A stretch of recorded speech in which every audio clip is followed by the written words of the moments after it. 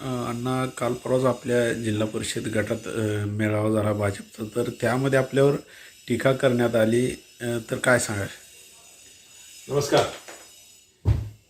मोहोळ मतदारसंघातील खास करून नरखेड जिल्हा परिषद मतदारसंघातील लोकांमध्ये जो गैरसमज निर्माण काल झाला आहे त्याबद्दल मी माझा खुलासा करतो.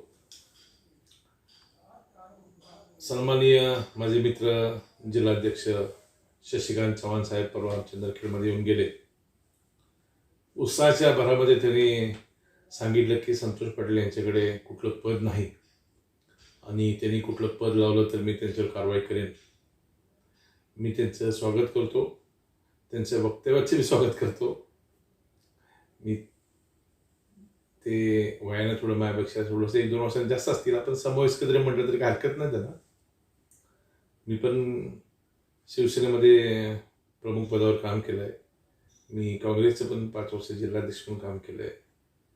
मी राणेसाहेबांच्या बरोबर स्वाभिमानमध्ये काम करून परत पक्ष विलीन भाजपमध्ये केला आणि पुन्हा मी भाजपमध्ये पदाधिकारी झालो. तत्कालीन भाजपचे महाराष्ट्राचे अध्यक्ष सन्माननीय बावनकुळे साहेबांनी राणेसाहेबांच्या एकत्र बसून मला त्यांनी पद दिलं प्रदेश कार्यकारिणी सदस्य म्हणून. मला त्यांनी सन्मान केला पद देऊन. मी बावनकुळे साहेबांचे मनापासून आभार मानतो. परंतु एकदा पद दिल्यानंतर नवीन प्रदेशाध्यक्ष आले की ते पद नसतं, असा काही प्रकार काय नसतो. नवीन प्रदेश कार्यकारिणी जाहीर झाल्यानंतर ती नवीन कार्यकारिणी होत असते. हा प्रत्येकाचा मांडण्याचा एक दृष्टिकोन असतो. आज ते राजन पाटलाचे बरेच चाटुगिरी करण्यामध्ये त्यांचा वेळ चालला आहे.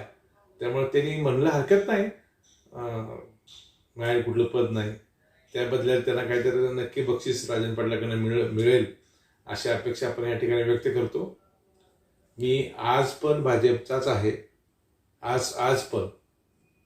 त्यामुळे खात्रीशीर सांगतो की त्यांच्या म्हणण्याला मी त्यांना जे काय म्हणायचं आहे, त्यांना काय लाभायचं आहे, त्याला शुभेच्छा देतो.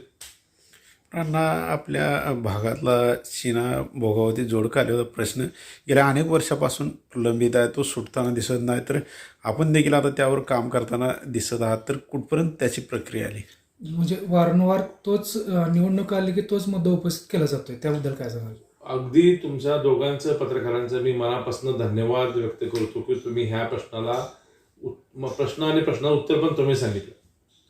प्रश्न असा की सीना भोगावती कुठपर्यंत आलं आणि त्याचं उत्तर असं की प्रत्येक निवडणुकीमध्ये तो प्रश्न का घेतला जातो. तर आमचा नरखेड जिल्हा परिषद गट किंवा हा जो परिसर आहे तो 2 नद्याच्या मध्ये, सीना नदी आणि भोगावतीच्या मधला हा भाग आहे, वेढलेला आहे. जसं आपण कवेत घेतो तसं कवेत घेतल्यासारखा आमचा नरखेड भाग आहे आणि ह्याच्यावरती 100 गावं ह्या खोऱ्यावरती अवलंबून आहे.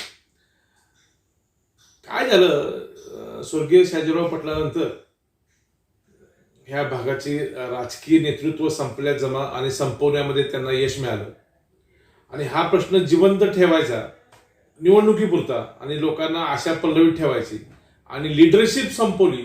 लिडरशिप संपल्यामुळं हा प्रश्न आजपर्यंत पेंडिंग राहिला. त्या सीना भोगावती संदर्भामध्ये स्टेजवर ज्या गप्पा मारल्या त्या कागदोपत्री एकही कागद ना कृष्णा खोऱ्यामध्ये कुणी जमा केला, ना कृष्णा खोऱ्यामधून परत नंतर तो मंत्रालयात कधी गेला, ना आपल्या सोलापूरच्या कधी ऑफिसमध्ये आला. फक्त कृष्णा खोऱ्याचं फार त्यांनी पाणी परिषद घेतली आणि पाणी परिषदेमध्ये सुद्धा त्याच पाणी परिषदेमध्ये त्यावेळेस तत्कालीन आमदार बबन शिंदे त्या कार्यक्रमाला हजर होते. त्यांनी सांगितलं की असा प्रकल्प होत नसतो, त्या सभेमध्ये सांगितलं. ह्या लोकांची मानसिकता त्यावर ओळखू येते, दिसून येते. परंतु मी ह्या भागातल्या लोकांना आश्वस्त करू शकतो, आश्वासन देत नाही, आश्वस्त सांगतो की आता तो प्रकल्प आपण आमचे नेते नारायण राणे यांच्या माध्यमातून त्यांनी लावलेल्या ताकदीमुळं मी बऱ्यापैकी तो अंतिम स्वरूपात आणला आहे. त्यामध्ये एक त्रुटी निघली होती. परवा राणे साहेबांनी मुख्यमंत्र्यांची भेट झाली, एक लवकरात लवकर ती त्रुटी पण पूर्ण होईल आणि हा तत्वता ह्याला मान्यता मिळून तो कार्यान्वित होण्यासाठी पुढची 1 वर्ष 2 वर्षात तो प्रकल्प पूर्णपणे कार्यान्वित होईल. कालच्या सभेमध्ये माजी आमदार यशवंत माने यांनी नितीन गडकरी यांच्याकडे आम्ही तो प्रस्ताव दाखल केला असं म्हणून बोलले होते, त्याबद्दल तो चिल्लर बाब आहे. तो ते मी खरं सांगू का, अशा वक्तव्यामुळेच लोकांनी त्याला नाकारलंय. 35,000 मताने त्याला यशवंत मानेचा पराभव झालाय. असे बाष्कळ बडबड करायला तो कॉन्ट्रॅक्टर माणूस आहे. तो नितीन गडकरीकडे आमच्या नरखेड भागातल्या प्रश्नासाठी जावं, त्या नरखेड भागातल्या लोकांना विश्वास तर पडला पाहिजे. म्हणजे कुणी आपल्या ताटात रोटी वाढेल, आपल्याला असे भाकरी टाकणार नाही आपल्याला ते अनगरवाले आणि पोळी देईल, हे असे शक्य आहे का कधी? स्वप्न तर वाटेल का लोकांना? अहो, तो एखाद्या ह्या ब्रिज बद्दल आमचं बोललं की नितीन गडकरीकडे आम्ही गेलो होतो, त्या सुरुवातीच्या प्रस्तावापासून शेवटपर्यंतच्या प्रस्तावाचा जो रूट आहे त्या प्रत्येकावरती माझ्या नावानिशी तो कागदपत्रामध्ये त्याची तरतूद आहे आणि तो लिखित आहे. मी काल एका बाईटमध्ये सांगितलं होतं, यशवंत मानेला, माननीय माजी आमदार यशवंत माने, अंडरलाईन करून सांगतो, माजी आमदार यशवंत माने यांना माझं खुलं आव्हान आहे. त्यांनी सीना भोगावती जोडकालवा आणि नरखेडचा झालेला ब्रिज ह्याच्याबद्दल माझ्याशी कितीही समोर आलेल्या पत्रकारासमोर 1 to 1 बसायचं, कागदपत्र घ्यायची आणि शहानिशा करायची. माझ्यापेक्षा त्यांच्याकडे जर कागदपत्र असतील तर मी राजकारणातून निवृत्ती घेतो. राजकारणात म्हणजे उद्या होणाऱ्या निवडणुकीतच काय, मी परत कधीच उभारणार नाही. अण्णा, आता आपण निवडणुकीला सामोरे जात आहात, आपण BJP-कडून तयारी देखील करताय, परंतु आता AB फॉर्मचं वाटप ह्या संबंधिताकडूनच असणार आहे, तर मग आपली काय भूमिका राहील? पुन्हा जिल्हाध्यक्ष चव्हाण देतील का तुम्हाला उमेदवारी? जिल्हाध्यक्षाच्या हातात काय उमेदवारीचं काय? कारण त्यांनी एवढे उत्तर अजिबात करतायत. नाही. जिल्हाध्यक्षाच्या हातात बिजात काय नसतं इथं. भारतीय जनता पक्षाची उमेदवारी हा मोठा विषय आहे आणि माझी उमेद जनतेत आहे. जनता ठरवेल.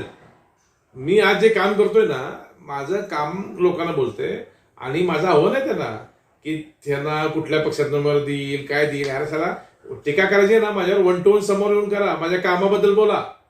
मी काम केलंय का नाही सांगा. मी ब्रिजचं काम केलंय का नाही सांगा. मी नरखेडमध्ये पोस्ट ऑफिस आणलंय का नाही सांगा. मी नरखेडमध्ये उपजिल्हा रुग्णालय आणलंय का नाही सांगा. मी नरखेडमध्ये 133-32 kVचं सबस्टेशन या ठिकाणी मंजूर करतो का नाही सांगा. मी देगावचा पूल करायला म्हणून सांगा.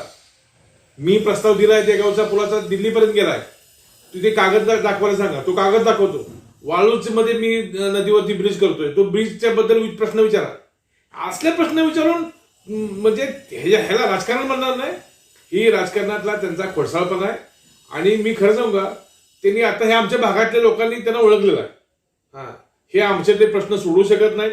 अहो, 50 वर्ष झालं आमचे शेतकरी वस्त्यावरनं रस्त्यातनं वस्तीवर जायचं म्हणलं तर चिखलात पाय तुडून जातात. यांना कधी दिसलं नाही त्याबद्दल. त्यांची फक्त मतं दिसतात.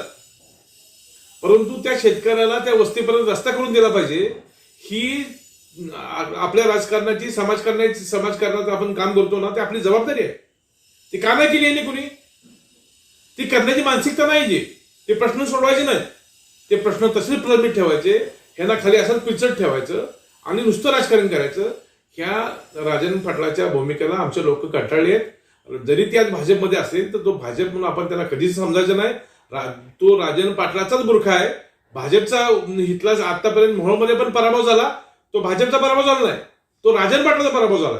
त्यामुळे राजन पाटलाला पराभव करण्यासाठी आमच्या भागातली जनता आतुर आहे.